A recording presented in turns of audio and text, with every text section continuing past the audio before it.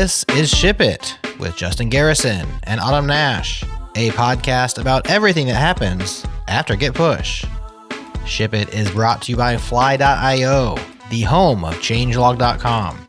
Launch your apps close to your users all around the world. Learn how at Fly.io.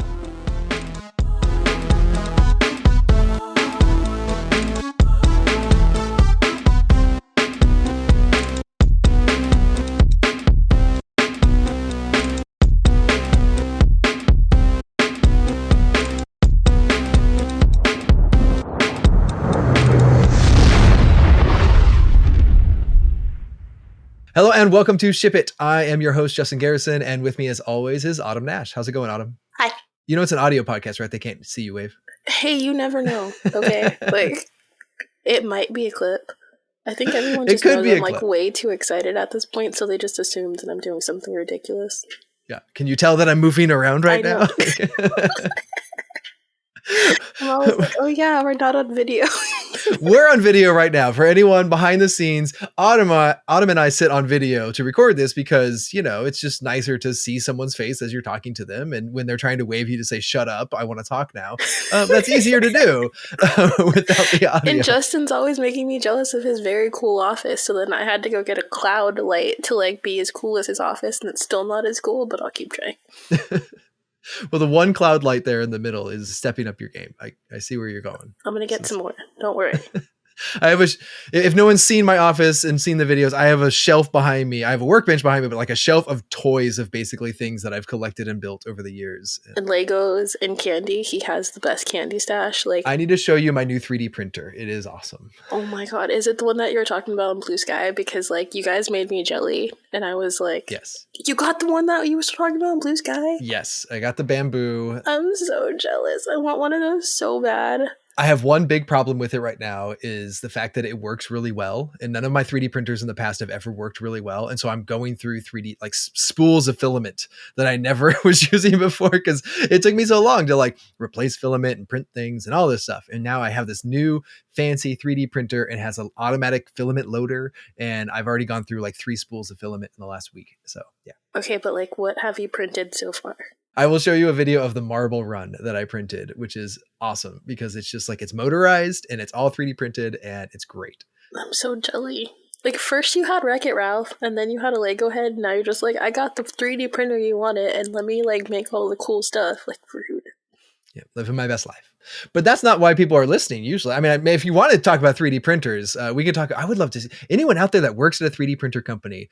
Let us know how you ship software. How do you manage firmware on all these devices and cloud services? Hit us up. Ship it at changelog.com. That would be a cool topic. My kid has a toy box and their software is so adorable and how they let kids build stuff and download new prints and all that cool stuff. So it's really cool how software and 3D printing is made to kind of make it more accessible for little kids to be able to do 3D printing. So that would be so cool. Yeah, the more you can make it like an appliance, the better. And that's what this 3D printer, the Bamboo, the P1S is the one I got, is very much like an appliance. It has a mobile app and I literally just send the print jobs from the app. That's how the toy box is, and you can do it from their little iPad. So they'll and every now and then there'll be some free prints and they get so excited. But it's so cool because it's can you imagine being able to do that when we were little kids? You just go make your own toys, you know? Yeah. I printed this marble run because it's what I would have wanted as a kid. I was like, this is so cool. The marbles just go down the slides, but it's still cool. I saw a meme and it says your 30s is for reliving your childhood or being yourself. You know what I mean? Your truest self. And it's so true. I'm more of a child in my 30s than I was in my 20s. And just I'm going to get pink hair and do all the cool things and I think we're reliving our childhoods right now.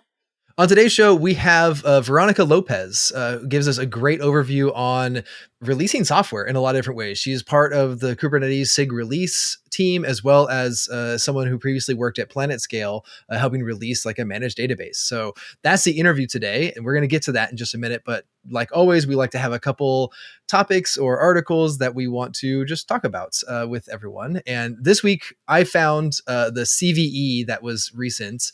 CVE 2024-3094 is a very catchy name. But it was all about a backdoor exploits in the XZ utilities in Linux. And this was using a compression library, LZMA, which is pretty esoteric. It's something that not people are using like because they know about it. It's not like a command that they're always running, but it happened to be it was used in part of like SSH public key decryption. And so when you send a public key to an SSH server, it would then say, oh, hey, I need to decrypt this public key. I need to validate it. I need to do certain things. And it would pass the public key onto the LZMA utility to decompress it. And that would happen to pass it on to systemd and allow a login basically in this process. And that whole thing was happening, and someone discovered that, hey, sometimes when I pass this, it's slow and it uses a lot of CPU, and there's something that seems a little out of place.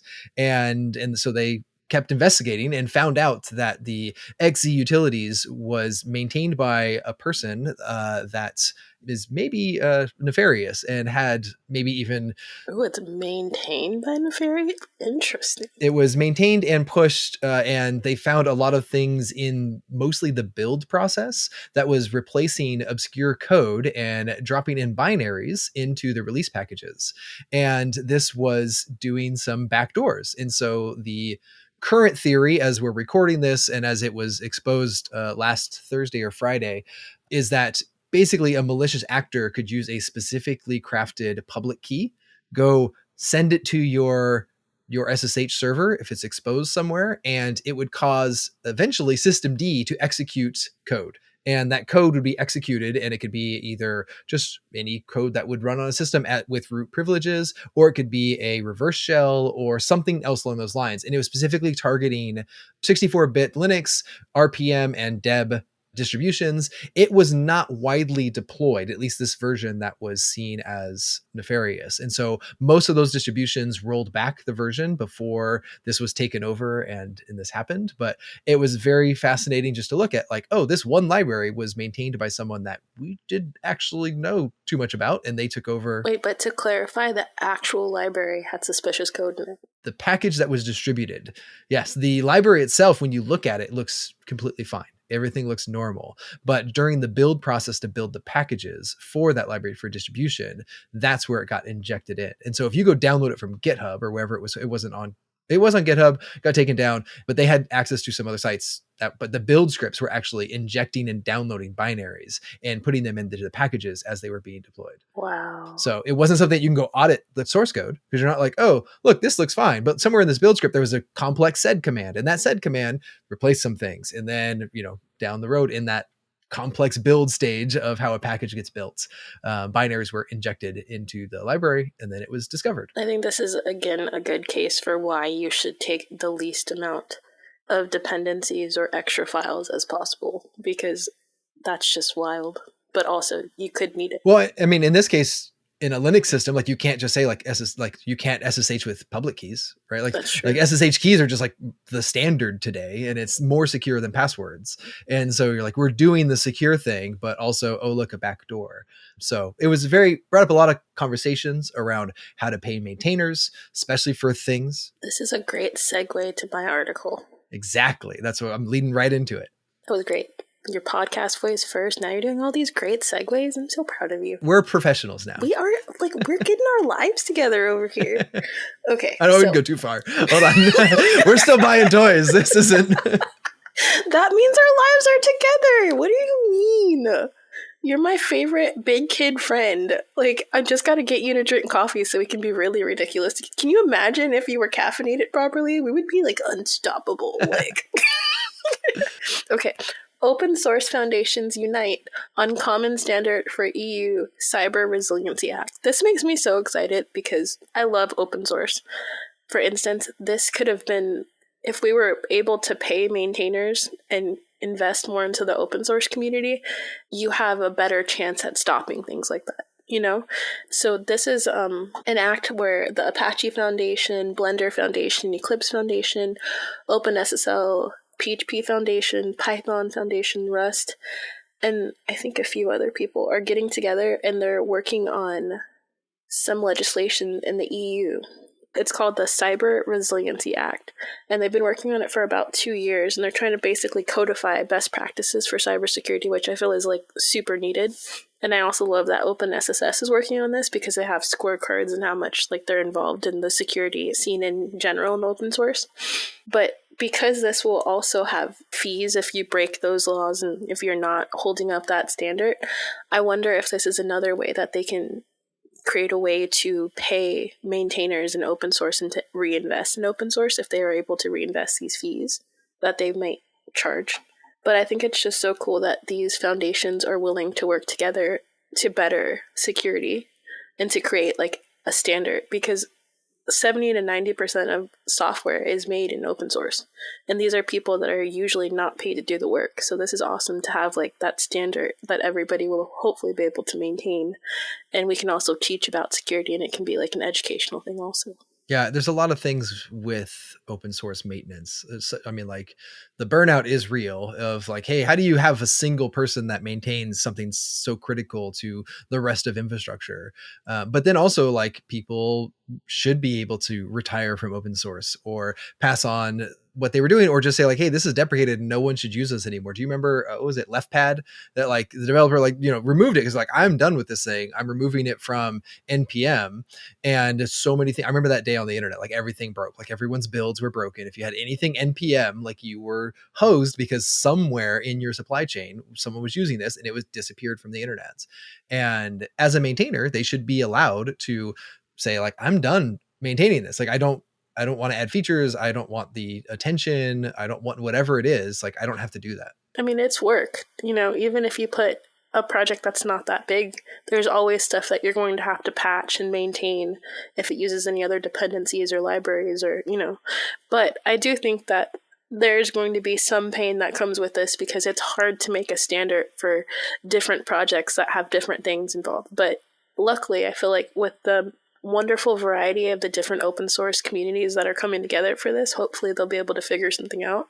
But maybe the standard will also force people to allow newcomers into open source because it will be more to maintain and security. So hopefully that will also help push that, because you need new people. Like, we can't just keep having the same people in open source because they're going to get tired and there's a lot of work, So hopefully this all increases security standards, increases the amount of, hopefully paying maintainers and the ability to onboard new people.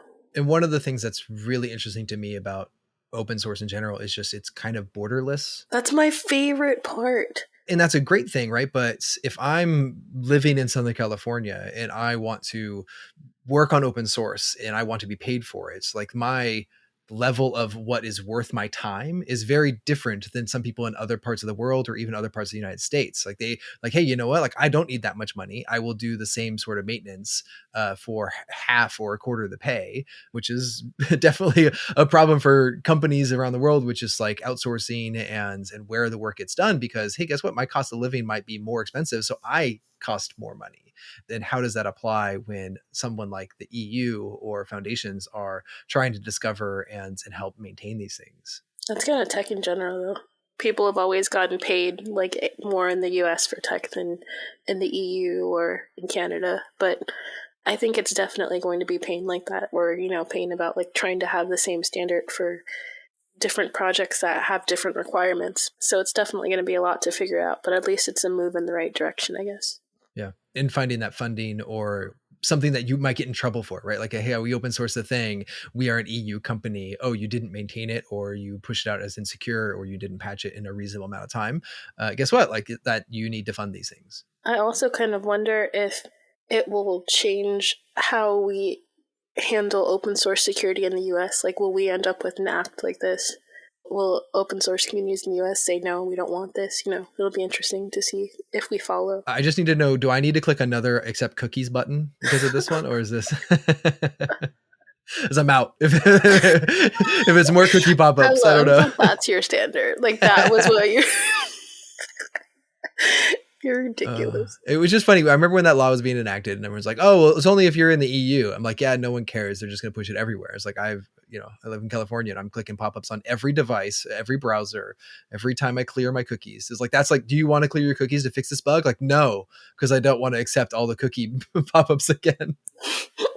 I will live with the bug forever. It's fine. Do you see this? Like, this is equivalent to when they say that if your website takes I think 2 more seconds to load, people will go to a different website. And I'm like, this is our attention spans.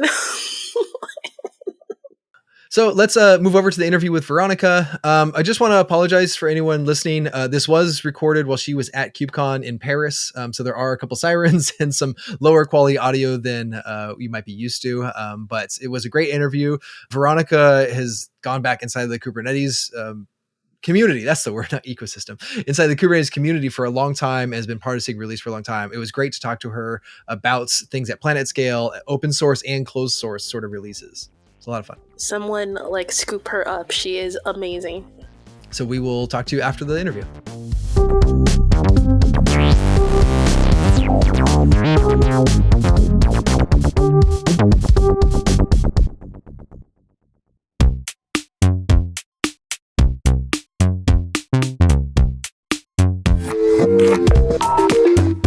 Well, friends, I'm here with my good friends over at Synadia, Byron Ruth and David G. And as you may know, Synadia is helping teams take NATS to the next level via a global, multi-cloud, multi-geo, and extensible service fully managed by Synadia. They take care of all the infrastructure, the management, the monitoring, and the maintenance, all for you so you can focus on building exceptional distributed applications. But before we even get there, we have to understand exactly what NATS is. So Byron, when you get asked to describe what NATS is, what do you say?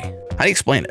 It allows an application developer to adapt and evolve their application over time and scale it based on maybe the unknowns that they have at the time that they started the application. How that manifests is really in infrastructure complexity, developer components that you have to bring in, whether they're, streaming things, storage things, whether there's operational complexities about multi-tenancy and considering a consistent security model around how your client components can talk to one another. And once you start evolving your system, scaling your system, you're inevitably going to have to, especially at the connectivity layer, bring in load balancers and proxies and, network overlays and things like that. And NATS provides you that foundation that allows you to not need to introduce those additional things. You can Lego brick your NAT servers together to scale out to sort of a topology that you need or use a managed service that Synadia offers, for instance. And you don't have to add primitives that are very common when building an application like KV and object store and streams and things like that. That's all baked into NATS. And so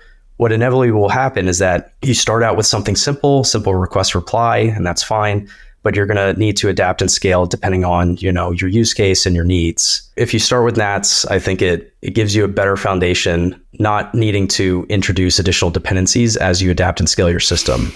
I've got a total curveball one here. A curveball? Yeah, total. Okay, let's hear it. Oh, please do. I'm not going to talk about NATS. I'm going to describe what NATS is. NATS is an intergalactic ready video conferencing system, like your favorite sci-fi show. When two ships pull up side to side, they open a hail channel, they talk. They might not know what the language is, but the channel opens, communication happens. So what happens when you open a video call? Two people might talk, multiple people might talk, the ships themselves might talk. So what we're saying here is NATS gives software the ability to have point-to-point and point-to-multipoint communications irrelevant of where they are, irrelevant of how they're connected, and irrelevant of what languages the connecting software is written in. It's a video phone system for software. And if you want voice recording, you can have that as well. We can add your ability to make sure things and conversations are recorded for playback. Yes, that is a curveball. Thanks, David. Well, there you go. Today's tech is not cutting it. NATS, powered by the global, multi-cloud, multi-geo, and extensible service, fully managed by Synadia, is the way of the future for application developers. Learn more at synadia.com/changelog. That's SYNADIA.com/changelog. Again, SYNADIA.com/changelog.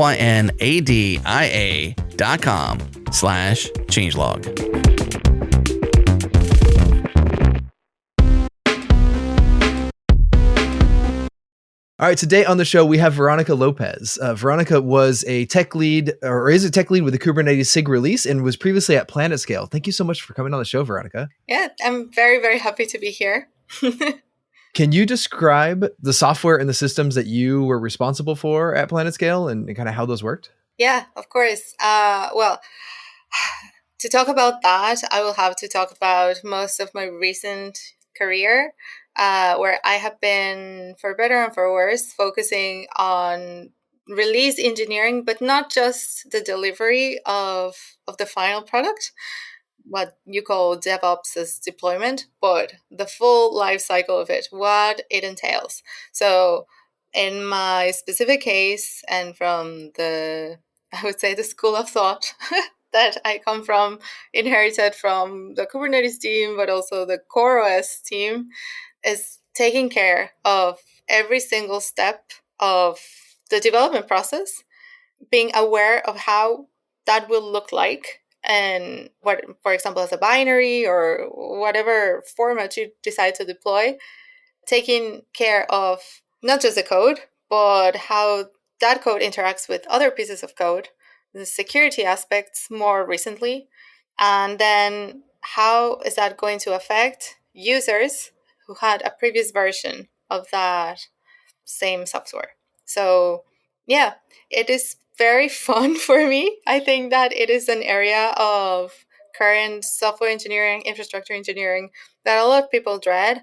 And I think that that is because they haven't had the experience to, or the opportunity to really work through all the life cycle process of it. And people usually think that it's a less technical job, that is like just clicking buttons and it's deployed because the infrastructure fairies take care of it. Where do I hire me some fairies? That sounds great. I would love some infrastructure fairies that just make it all happen magically. That would be wonderful. I work in release engineering too, and there's no fairies. Like, not at all. You only exist as like a Golang backend developer or as a Kubernetes operator, a person operator. And it's like, yeah, but someone has to build the gremlins that make both of those things connect, since most of the time those things are not visible, not only to the users, but to other engineers unless they fail. People take it for granted a lot. Not just build, but you have to maintain them. Yeah. And then add to them, and then scale them, and pray they don't break. And then when they break, you have to fix it. And then if you're familiar, if you have been working in the software industry for the past 10 years, you know that upgrades are not what an upgrade used to mean 10, 15 years ago, where it was just like, oh yeah, click a button and that's it, or apt get install. It's like that, but at scale. And at scale is where things break or maybe not break or whatever, but you have to take way more considerations. And yeah, that's mostly what I have been doing. Like, if I had to summarize it in a single word, is upgrades. But And you have a very broad experience with upgrades, because being at CoreOS, which is an operating system that people would build on, being part of the Kubernetes community, which is strictly open source, but it is consumed and repackaged and modified in various ways, that's you're producing binaries. And then also at PlanetScale, where it's like, these are services that people depend on and they're building stuff on. How did that kind of progress for you? And what are some of the major differences between a solely like either open source, here's some binaries, versus like a service that people are depending on to run and be available? yeah, oh, there are many aspects. Like, one of them is, for example, in one of the companies that I used to work at, we had a main distribution for, like, let's say 3 different Linux distributions, but then 1 or 2 big customers who paid us enough money that worked with another Linux distribution that we originally did not support. We created a little team of 3 people just to support that Linux version that those 2 customers were paying enough money for. So that meant on packaging our main offering, and then running the tests and writing the tests and getting familiar, of course. First of all, getting familiar with what that Linux variety required of different aspects. And this was not an application in terms of a UI or whatever. It was the Chorus product. So it was learning deep Linux internals, plus how would the Chorus components would work with those Linux internals. So in that case, it was literally custom made. Yeah, in most cases it was transparent, but then there would be like specific things that we needed to work on. And in that case, compared to open source, yes, there was a small but dedicated team for that. In open source, you get what the team gets to build. As we work very, very hard to ship things on time. We have 3 major releases a year plus the monthly patches. And as I said, we work really hard to deliver them on time. However, as distributed systems, something can get in the way, and that can be anything. It could be a human factor, it could be a machine factor, it can be a test, it can be whatever, a cloud provider issue that wouldn't allow us to ship on time. We usually don't ship things more than 24 hours later when it's in our hands, but when it's out of our control, it has happened that we even delayed it for a week, but that is rare. So those would be the difference. And even if people yell at us, there's not a lot we can do. That is the difference. And there's always the invitation to like, okay, if you want to make this better, you can contribute. I acknowledge that it's not as easy as it sounds, but there's always the invitation. So that would be one of the aspects, like the pressure that you have. Not to say that on the open source side we don't have pressure, but it's a different type of pressure, especially these days, where everything is monetized. It makes me sad though. People like are so mean to people in open source sometimes, and they're so like, well, give me this now. And I'm like, dude, are you working for free? Like, calm down. Like, unless you're going to contribute something, go sit somewhere. Yeah, I know, totally. I have a couple of things to say about this. The first thing is that I'm at KubeCon Paris right now, and there was a session where 2 prominent contributors of the Kubernetes community read mean comments that people... Oh, yes! Like, some of the stuff that people say, I'm just like... I don't know if they do it because it's the internet, and they feel like there's some sort of like removed from the process where they're like, they feel comfortable to say these things. But like, it was so funny. I was giving a presentation at like Awesome, and I was like, if you want to take anything away from this, tech is small, be nice.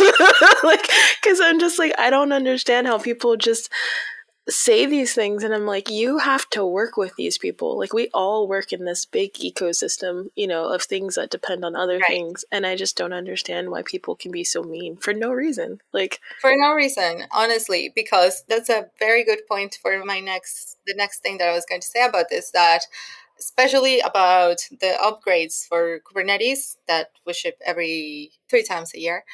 It's, at least in my experience and my friends' experience on the private side of things, like in a private company or in the industry, that's what I mean. People used to go behind several versions of Kubernetes.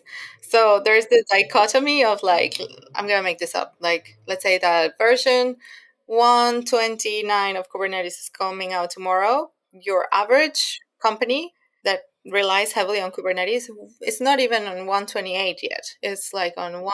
We're still trying to get people off of Java 8. Yeah.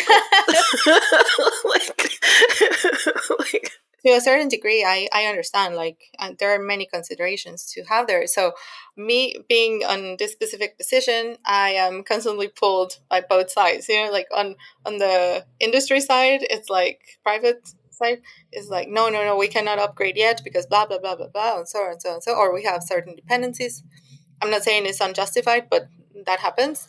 And on the other side is like, why didn't you deliver this on time for the freshest version of Kubernetes when we're delayed for like 12 hours? 90% of the time, people don't use the freshest version in production anyways. For one, because it's going to have bugs, and it's better for people to test it and to play around with it first. And being mean is not going to make someone release something faster. Like your comment does not make me want to stay up till 2 a.m. It's not going to make anything build faster. So I just, what is the point? It's mostly that, huh? Because sometimes we do push it, like, okay, I can stay up for a couple of more hours. Or also that this specific team, my Kubernetes team, is very distributed. So we have people in the American continents and then in Europe. Another reason why I love open source, because you can be like, hey, this is your time zone. Could you please watch this build? Sometimes it's literally just the machine time. Like, I cannot speed it. Like, we have to wait. The cadence we have for specifically something like Kubernetes, but even the trickle down effects of like, we're releasing 3 times a year and then we're only supporting it for, 18, 20 months or something like that. So it's like, hey, you have to get off the old version. I love that you guys actually stick to your end of life cycle though.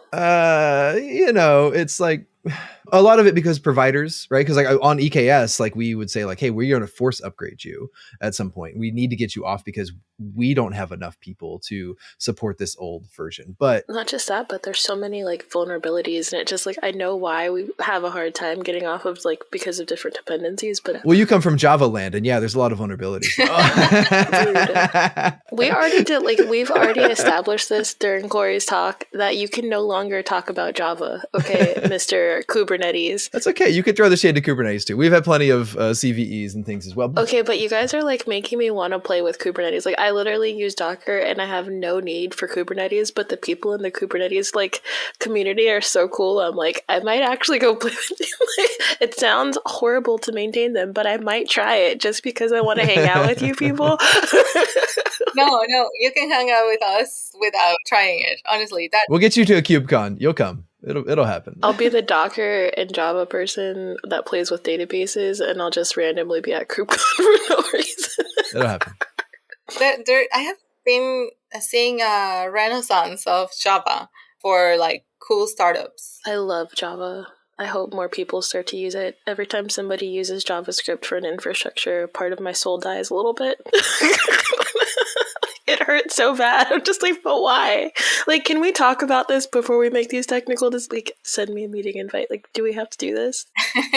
Yeah, I agree. One thing I was going to ask about that cadence is how much do you think that leads to burnout of the maintainers and the people that are pushing software for the date release, right? Like, hey, we want to batch things up and that's the only way that we can put out this release, but also it is going to affect all of these other people downstream, not today, but in 18 months. And then they have to scramble to do an upgrade because it's like, how much of that burnout do you think happens with this release cadence, and how can that even be avoided in the future, or how do we make that better for people? I know backporting to Java 8 isn't the answer, but there has to be some in between there. Are you trying to hurt me? No, I'm just saying, because like my sysadmin job, we were literally like Java 8 was coming out and we're like, everyone moved to it. And like, no, we're on Java. I don't remember what version at the time.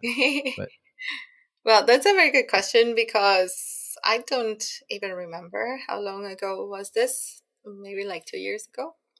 Don't quote me on that. We used to do 4 releases a year, and that led to serious burnout. So that was the main trigger for us to decide, or first propose to have fewer releases a year because people were burnt out. Then second, Kubernetes is a big community of many contributors, and all of them are equally important. However, the people who get to decide or to do the final code reviews are mostly the same, regardless of the feature, for many reasons. They're experts at Kubernetes, but like really experts, like both at implementing it, but also at creating it. And they have the time. They are usually paid to do that. Yeah, that is their job. That is literally their job. And they have been doing it for many years and they like it very much. So this is to say that the more power you have in the Kubernetes community, the bottleneck starts being narrower for the amount of people who have such power to review and or accept a new contribution. So usually before a release, the same group of people will be flooded with requests of different things, of code reviews or to cherry pick different things. That includes my team, but it's not limited to my team. What language is Kubernetes built in? Mostly Go. Damn it. So even if other people are technically able to review the code, they don't have the power, the hierarchy power. So yeah, this leads to a lot of potential burnout because a lot of people rely on the same group of people.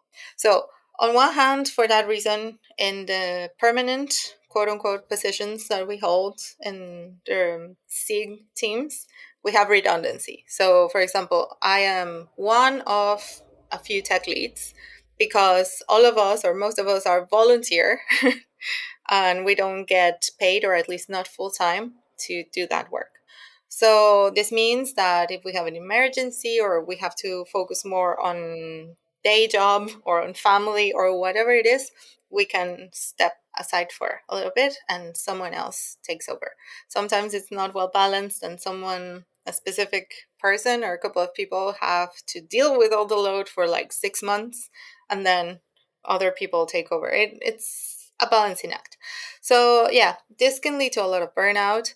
There have been a lot of conversations about this, both within the teams, but also at KubeCon and the industry in general. So we also have built a lot of resiliency to ignore the comments. Like I can say for a fact, almost, at least for my team, we don't get burnt out by the comments, by people forcing us to deliver things faster. I mean, sometimes we get annoyed, but not burnt out. We're mostly burnt out when there's a lot of work to do and there are not enough hands to do it. Now, the paradox of it all is that there are a lot of contributors that are really good, but to earn a spot where you can be in a position of quote unquote power, you have to demonstrate huge amounts of responsibility, but also of time. And I think that that is a huge privilege. That is a privilege, and I think that's why a lot of people are going to have a hard time getting into open source, and it makes me sad because I would like to be a bigger open source contributor, but it's hard to get into projects and it's hard to advance when you have a full-time job and kids and all those, extra parts to it. Yeah. There was a year where I won a Kubernetes Contributor Award, and that was a year where I spent 4 months waiting for my work visa to come through. So I had the time, I was finalizing a hiring process and then my visa. And so that's the reason why I was able to do that, and my reward was a literal contributor reward. But now that I have had a stable job until a few weeks ago and life, my contribution is really lowered, so, and it's something like a little gremlin living in the back of my mind that I'm like, oh, I'm not working hard enough in open source and I'm a tech lead, but it's a balancing act, honestly. And yeah. Another thing to go back to release schedules, it's also like a tricky balance because you don't want to burn out your maintainers and the people that are doing your release, but also if your gap between your releases gets too big, it's harder to upgrade because you break more stuff when you're patching. Which is a really interesting, like when we deploy software internally at any company, at least the best practice is just like small releases all the time, right? You just keep rolling out small changes all the time, but you can't do that with this big open source thing that is Kubernetes. You have to package that up and you have to have this release window and code freezes and all that other stuff that's like, hey, this is going to be a big deal because we're going to have breaking changes or promote things in the API. All of that really changes. And I remember with CoreOS, I really liked your release channels that you implemented. So CoreOS had the stable, the beta, the alpha, and as a channel, just like, hey, you subscribe to this thing and we will push it out for you. And I know a lot of CoreOS users always turn that off. They're like, I don't want my infrastructure changing. It's also a really good way to test though, because then you're more ready for production when other people have used it. You know what I mean? When people are using it for... And I mean, for like open source, you ask people, hey, can you test this thing? But they're not testing it in production. They're like, oh, I spent 10 minutes and it worked, right? Kind of thing. It's not like a big... Well, every now and then you have like maybe like researchers that are just running. Like a lot of times you have people who are running something that's like important, but if it breaks, it's not going to be like the worst thing ever. And that's what like I loved about CoreOS, where I had in my dev environment, like I had the beta channel and automatic updates were turned on, and I would just come in. I'm like, oh look, there's a new version, and versions didn't matter. At some point, where it's just like, oh, I have CoreOS, and people are like, what version? I'm like, I don't know. What's the date? Like I'd have to go check, and that's fine because it was so stable and it was so reliable that release schedule just allowed it to push out. But that is very different in something like Kubernetes, where it is this big open source thing, and there is no release channel subscribe me to the latest thing because there's so much kind of churn in how things are still adapting, even evolving 10 years later. Like Kubernetes is 10 this year, and it's like the API still changed. That's actually really good. Think about all the open source projects that are like much older than that. They're still trying to figure it out. So I think Kubernetes is doing pretty good. Yeah.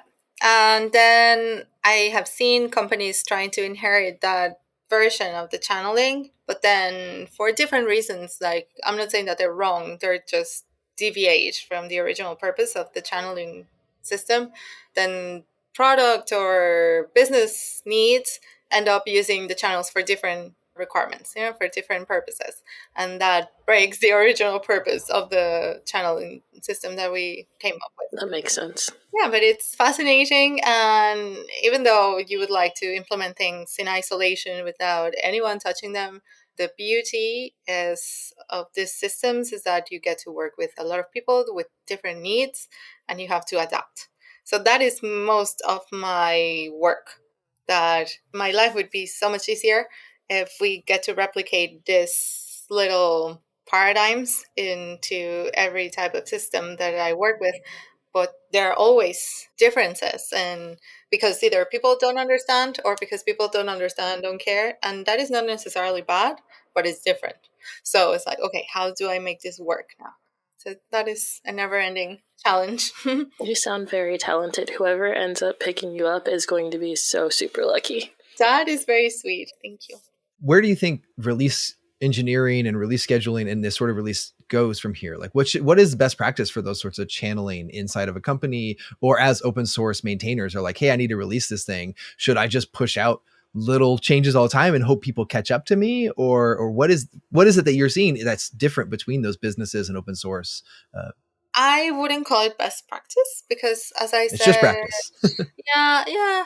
But things that I would recommend in general would be to test as early as possible with the most real life type of system that you have. Whatever it is that you sell or that you work with. Common pitfall that I see when people try to use either this channel-based system or similar is that they start testing the alpha channel with a very simple hello world. And then they assume that since everything went well there, then the beta version will work with the hello world +1. And then the GA will work with the real thing. That is a very common pitfall. I see why that happens, but it does not translate to that, especially in distributed systems where a hello world for a distributed system is not the real state of the world.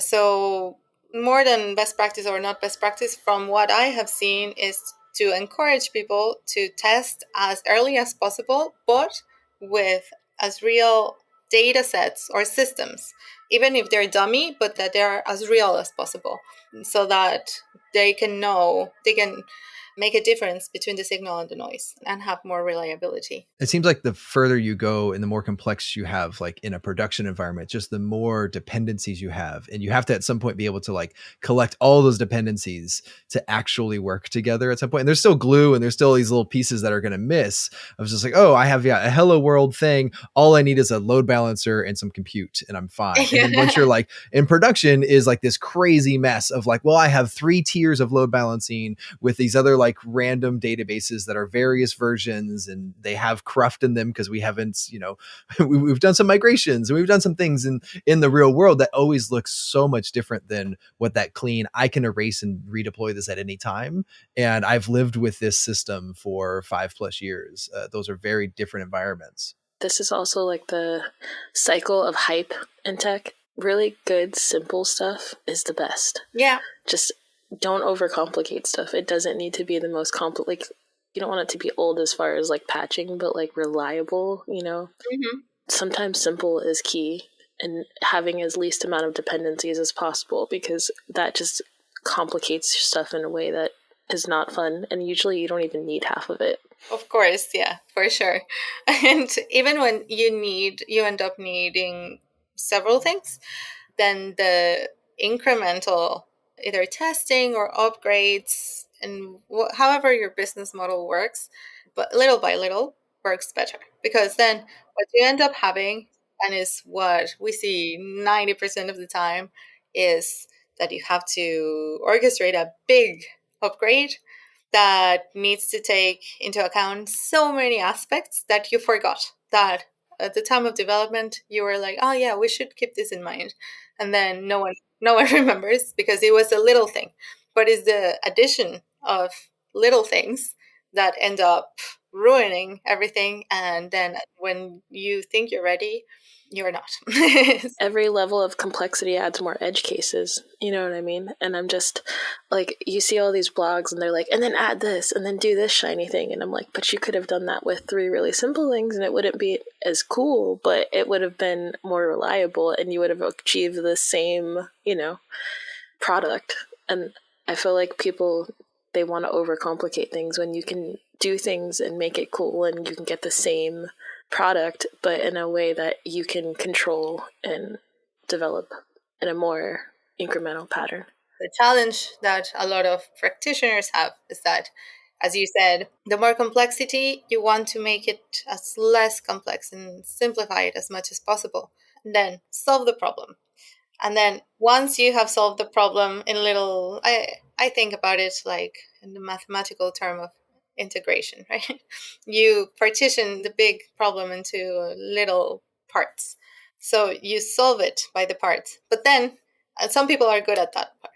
But then people forget that once you solve the little parts, you have to zoom out again and put those little pieces together again to then find a common solution. It's very hard. I'm not judging anyone. I'm just best practices are always like, this is going to be the best practices, and then you actually go do it and then you're like, oh, this was horrible, like I didn't account for so many things, this doesn't actually work that way. All of this is with things that you can prevent, but in distributed systems you have always to allocate room, time, effort, whatever, for things that you cannot prevent. Distributed systems is constantly dealing with trade-offs. And that's one of the things, like, we tell people keep things simple, but at any given time when someone's like, I'm deploying this thing, here's my constraints and here's the things that I have to bend to, they're dealing with the most simple thing they can think of at the time. For, like, I don't think people necessarily are like, I want to overcomplicate this thing. Like, when people decide to pick Kubernetes, this very, complex distributed system, they're thinking of all of the other things they're dealing with. And you're like, you know what? Like, those 18 bash scripts and that Jenkins pipeline and that other thing, like, Kubernetes would be simpler than that. But when someone comes into it fresh and they're not used to the complexity, when they haven't built the complexity, then all of that looks too complex. And like, oh, I don't know how you ended up here. Like, this seems absolutely ridiculous. Like, why would you choose this? I'm like, well, let me show you where we came from. Let me show you what the constraints we had before. Mm-hmm. Can you describe a time or an example of something that's blocked a release, especially for something like Kubernetes and open source, or even internally, like, hey, we didn't anticipate this and we had to push the release back because this happened? Yeah, well, there are many things. That is like 70% of my time. But to pass the responsibility more on my side and my team, for example, then you don't have to throw shade at anyone. You could, whatever it is. Yeah, and stop blaming the users and stop blaming the poor Kubernetes operator, the human operator. For example, in Kubernetes, and we have been very open about this, so this is not a secret, but the tooling that we have behind every release is massive. Like, we're a self-serving team. That means that we don't only click buttons to release things. Yeah?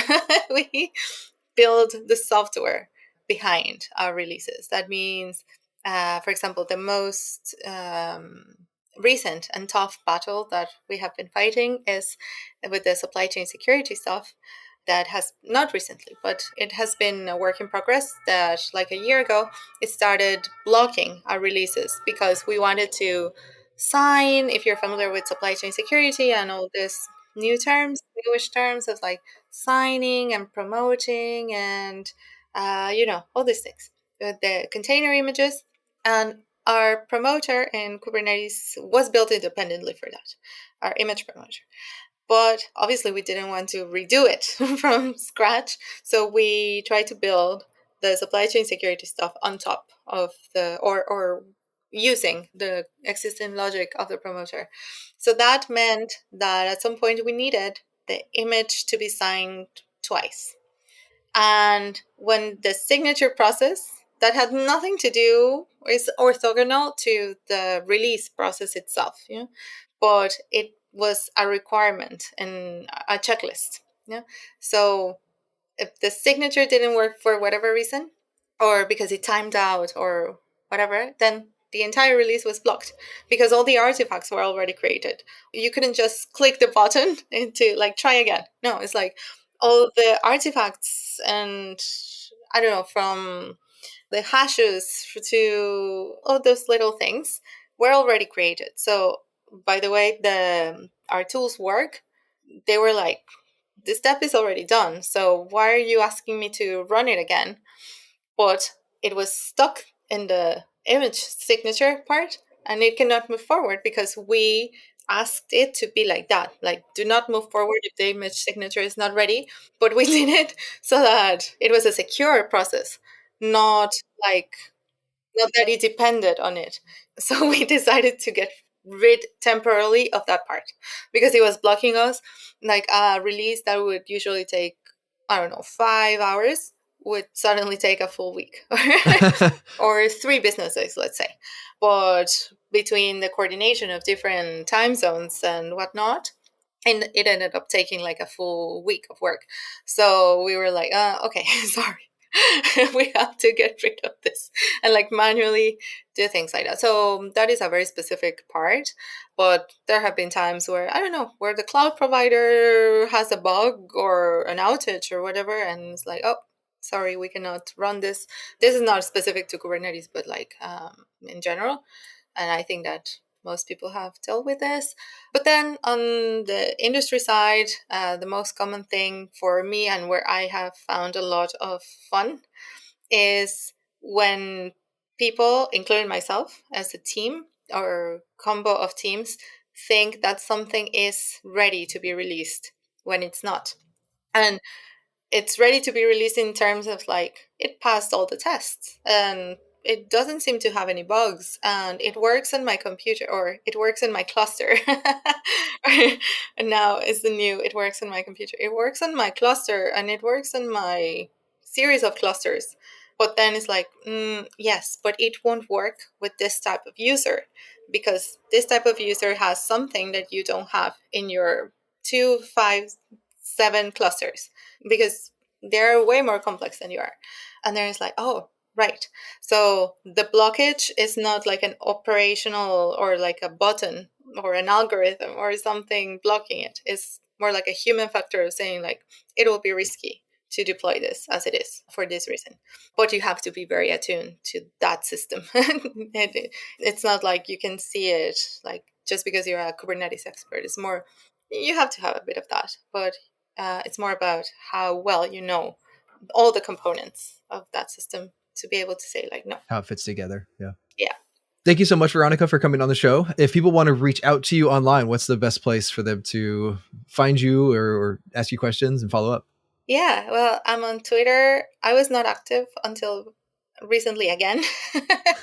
It's at Maria _ Fibonacci is the silliest username in the world. But I created it over 10 years ago. And then I have tried to change it and people are always no, bring it back. So I have brought it back and that's it. Yeah. If you can always send me a DM. Or join SIG Release, right? They'll be able to work with you there, the Kubernetes SIG Release. And Yeah. No, we have been in a little bit of pause of meetings, but yes, no, for sure. Come join us and you might find me there. But on the Slack, on the Kubernetes Slack, always.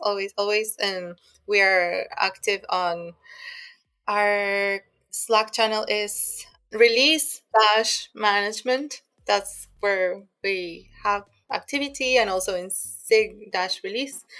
And yeah, but honestly, if you send me a DM or even a tweet and you have a specific concern, I will respond to you, hopefully. I'm just saying, I can't wait to see where you go next because they are so lucky to have you. Like, someone hurry up and hire her and like give her the coolest job ever. That is very sweet. Thank you.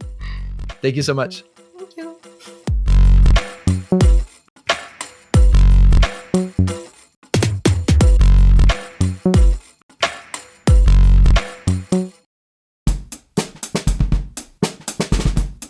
What's up, friends? I'm here in the breaks with Salma Alam Naylor from Sentry, Senior Developer Advocate. Salma, I want to talk to you about root cause. I know that getting to the root cause of an issue, even here at Changelog, can be quite challenging, but then we use Sentry, of course, right? So Sentry comes into play, and then suddenly we can see all the things, all the mystery behind the scenes. Talk to me about getting to root cause of an issue with Sentry.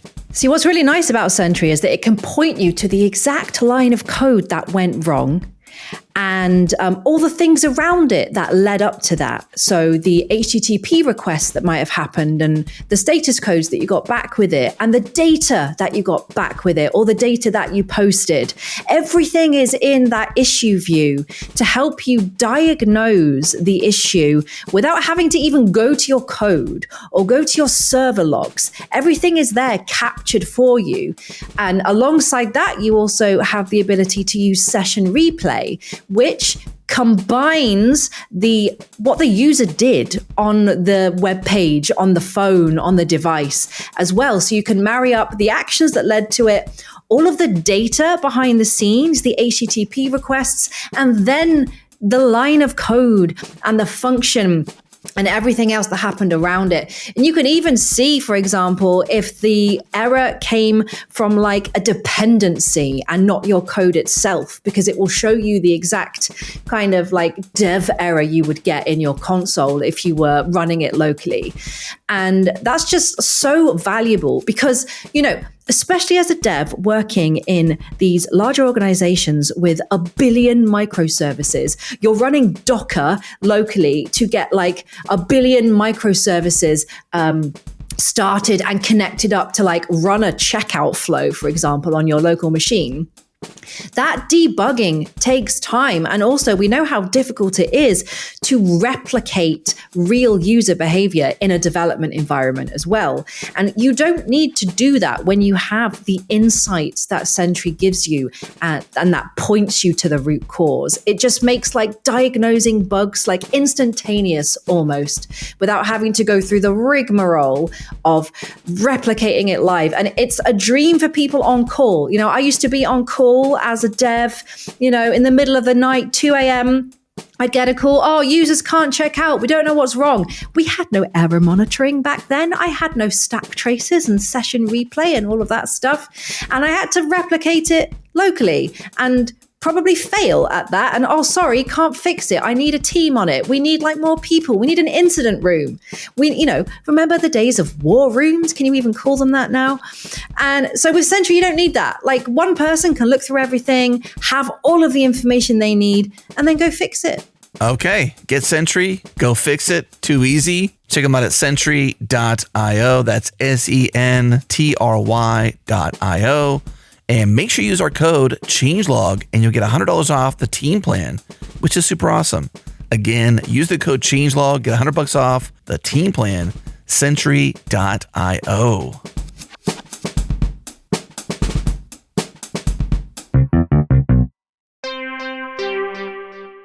Thank you so much, Veronica, for coming on the show and talking to us about that. For today's outro, I'm trying to keep the theme of never repeating an outro segment. And this one I've titled All the Releases of the Rainbow. Speaking. I love the ridiculous outro names you come up with, but then I feel like we should redo them sometimes because sometimes they're hilarious and the names are so good. I'm going to run out of ideas and we will repeat them at some point. But for now, I thought of a new thing, especially in the theme of what we were talking about in the interview about releasing software and checklists and how things get rolled out. One of the things when I was starting with technology and infrastructure was like, what does it mean to release software? And what does it mean to all these like ways of describing release cadences? And one that often came up was like, how does a blue-green deployment work? How does a red-black deployment work? How does Canary deployments work? Those were all interesting to me and I didn't understand them. Now today I understand that like it's all just made up. This is what happens when we let you take a nap. All of a sudden, you have new outro ideas, and we've gone down a rabbit hole. Every time you go down a rabbit hole, it starts with you taking a nap or a Dr. Pepper. It's where all my best ideas start. How much Easter candy have you had? I do have Dr. Pepper Peeps. Right? That's like a flavor now, and like that's a thing. Apparently, yes. Okay, but are they good? Because like Peeps are. The first flavor is Dr. Pepper like, and then the last flavor isn't the best, but it is still good as like an initial like, oh, this is like how a many of them Dr. did you eat, Justin? We're not going to talk about it.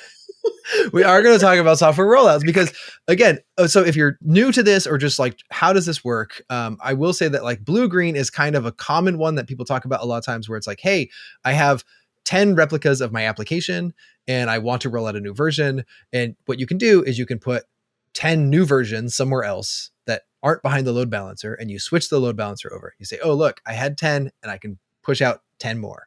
And that's good for a couple of reasons. One is you can push out the application quickly because your load balancer switches over. You don't have to change DNS because if you're messing with DNS, you're going to have caching and all this stuff. It's always DNS's fault. There's always going to be something in there that causes a problem if you can't control that tightly. So at the load balancer level, you just say, hey, don't point to that old one anymore. That's the blue version. Point to the new version. That's green. We're good to go. The other benefit of this is you can roll back. And you're like, hey, actually, the best benefit, right? Like this didn't work. There's a problem, some reason, switch the load balancer back and you're fine. The downside to that is like you're running twice your infrastructure. Like this is depending on what you're switching over, how big the application is, whatever it is, like you can't do this at infinite scale because you won't be able to pay for it at some point. If you have 10,000 replicas of something and you need 10,000 more, like you don't want to pay for that. And blue-green's not going to work in that situation. Usually you're not doing it for too long. Also, it's really good for catching bugs when it's maybe a bug that you wouldn't immediately catch, but it could, something that you catch longer when more people use it, and it allows you to be like, okay, 3 days in, we realize we really messed up and we need to switch back, fix this really quick, and also depending on how big your change is, your customers may not notice as much when you're switching back and forth. So there's a lot of, it's funny, do you remember when blue-green was a new thing? Like that, it's so funny to. It was like a brand new idea. I mean, because like load balancers were kind of new, right? Because if you were on prem, if you had a physical server, you weren't going to buy double the servers to like say we're rolling out new version. It's like no, like we're just going to go SSH in and git pull and then restart Apache, right? Like that was how you would roll it out, and you could do that automated with bash scripts or whatever. But in this case, we're like, oh look, this infrastructure is disposable. Now we can, quote unquote, buy double the servers or make double the replicas for some amount of time. But yeah, like you're saying, this gets complicated. The lower in the stack you get, the more complex and more time that takes to do this blue-green. Because if I have a Kubernetes cluster and I want the new version of Kubernetes, I have to like replicate everything in my Kubernetes cluster. And that includes storage and DNS and databases and all this stuff. Then like applications may not all be able to switch. So if I have 100 applications, 90 of them might switch, but like I still have to keep the old Kubernetes around for that last 10 applications or whatever. So like that, the more complex the thing you're trying to switch is, the more blue-green may not make sense. It is also very much a cloud infrastructure thing because of the needing both of those infrastructures and one being eventually a throwaway at some point, Yeah, and this is different than like a disaster recovery or failover situation where it's like, oh, I have a region that has... Yeah, that's completely different. That's a different thing. But this is, rolling things out. We also say that like red-black, I've seen it described different ways. There are people that are like, well, technically red-black has this thing. But again, it's all made up. Red-black today is often just used as synonymous as blue-green. It's just different colors. Because I'm blue-green colorblind or red-green colorblind, either case, I might have a color that I don't see. It's fine. Poor Justin. But let's also like talk about the canary. Canary is like the other one that you often hear about as like, hey, how does a canary work in this situation? And canaries are named that because of canaries in the coal mine, which a canary, they'd bring it in a coal mine because a canary would consume more oxygen faster than humans. And so if the canary like had a disruption in that oxygen, they would die. Right. Yeah. It would die before the people. Which is like super morbid and sad, but yes, I guess it's better than letting a bunch of miners die, especially because it takes so long to get out. So it was fast. And miners meaning the people in the caves, not young children. Just clarify, this is an audio podcast. It's so much more morbid. I know. But Canary is, I describe it as like a slow moving blue green, where it's like you're just replacing like some of your replicas and you're saying like, hey, I want 10% of them to be the new version. And that's just going to be behind the load balancer. So like 10% of your customer calls are going to get the new version. And Canary works mostly when there aren't breaking changes, right? Like if the data schema doesn't change, if the API doesn't change, you need to have a way to be able to handle some sort of like mixed reality of like, I have two versions that are competing. That might be writing to different databases, that might be changing schemas, whatever it is. You have to handle that in the application logic to know, oh, I'm a new version, and until the old version is gone, I have to handle this in app. Which is a really good option for when you're trying something new and you're not sure how it's going to work for your customers and if people are going to like it. But you also have to have an application that you can either have that close of a change that you want to try, or you are basically running two different applications. And there's also like A/B testing, which is similar to Canary, where it's like, hey, we're going to test this feature and we just want to see if it works. And A/B testing is more often used in front end development, where it's not just A/B, right? Like you have like hundreds of tests going on at any given time. And you're just like, oh, I just want 10% to have this feature turned on. And what does that look like for the world? It's called A/B testing. It's mostly, I always see it in front end. I don't see it on the infrastructure side of things. Usually when it's an application layer thing or a backend sort of thing, they usually call it Canary. It's just a different term for it. Yeah. It's kind of like beta testing games and different things too. Yeah, and it just gives you like a more controlled way to say like, hey, I just want this to exist. And sometimes you just need it to like slow cook for a while, right? Like I know like plenty of deployments at companies I've been at before, just like, hey, we're going to Canary this for like a week. Yeah. And like, it's just going to sit out there, and that's fine because we just want to see. But it's really effective because we all know stuff works on your machine and it seems great. And then you give it to a customer and then it's like, oh my goodness, how did we miss this part? You know? So Right. I think it's definitely effective. And then as the Canary is sort of rolling out, you can say like, oh, I want 10%. Okay, if this works for 5 days, then roll it to 20%, 50%. And just, you can automate that last tail of it. We're like, I have pretty good confidence in this. The downside there of Canary is it's a lot harder to roll back sometimes because you are replacing the infrastructure or the application as you go. And so you can't just say like, oh, switch back to the old one, something's broken. It's like, oh, well, now we have to do another rollouts. And you never really want to roll back. You always want to roll forward. That means like releasing it again and releasing the old version again and going through those stages. Well, in a way, you're doing a rollback, but it's just on a smaller amount depending on how your infrastructure is set up. So it could be easier depending on how you have it set up. And there are things like Kubernetes deployments have like this Canary ability, which it's called blue-green, and it does it as like a slow rollout. As like, hey, we're just going to roll out pieces of this. We're replacing it in place. But you also could say like do full blue-green, like deploy 100% and then destroy the old ones sort of thing. And this also kind of wraps into like feature flagging, which is you roll out the new application with the feature turned off, whatever it is you're trying to push out to customers, whatever it is you want someone to use. You can deploy the application and say, hey, the feature is actually off. And all of the application looks back to something to turn on the feature. They have some sort of synchronization method or some way to update their state and say, should this be on or off? And that used to be called like dynamic configuration. It used to be called a lot of things where you're like, oh, I can go through and I can send a Linux signal to all these processes and they'll know, oh, read the config again. And now we're in a new state of some sort. I didn't have to replace it. I didn't have to do anything, but the application was already out there. So feature flagging or rolling out in dark mode is like you can deploy the application and just not turn on the feature until like you have your big announcement or whatever it might be. And that is a good way to avoid the blue-green cost associated with like, we have to run this twice, because you can still roll that out in a Canary style with it turned off, and you can still test it at like a smaller scale of saying like, hey, the feature's available everywhere, but it's not available to unless you have this turned on. And that was a really interesting thing for me at Amazon, where it's like, that's how like reInvent announcements worked, right? Like you're at reInvent, someone's up on stage at the keynote and they say, hey, this feature is now available in all regions. Like that feature's been there for weeks. Like it just wasn't turned on. And that's how feature flagging works. It's just like, that's just out there available. Nobody knows it exists, and it's not available until we say it's available now to everyone.